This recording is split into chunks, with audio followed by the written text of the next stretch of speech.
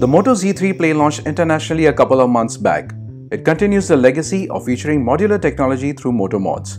It's also the first Moto Z Play model to debut with a dual rear camera setup. We got some hands-on time with the phone at IFA 2018 and here's our first look. The Moto Z3 Play is built using a 6000 series polished aluminum frame that has a splash-resistant P2I nano coating. It's 6.75mm thick and weighs 156 grams. The dual SIM Moto Z3 Play runs Android 8.1 Oreo and features a 6.01-inch Full HD Plus Super AMOLED display with Corning Gorilla Glass 3 protection and an 18:9 aspect ratio. It also has 79% of screen-to-body ratio.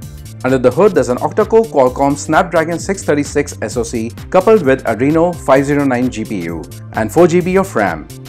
The dual rear camera setup available on the smartphone comprises of a 12MP primary sensor with an f1.7 aperture and a 5MP secondary depth sensor with PDAF technology. This is paired with a dual LED flash.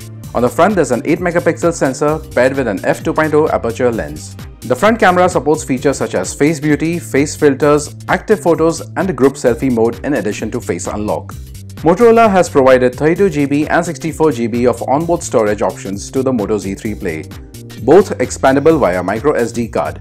There's also a fingerprint sensor available on the side of the handset, alongside a separate power or lock button. The handset packs a 3000 mAh lithium-ion battery that is claimed to deliver half a day of power in 30 minutes of charge using the bundled 15-watt turbo power charger.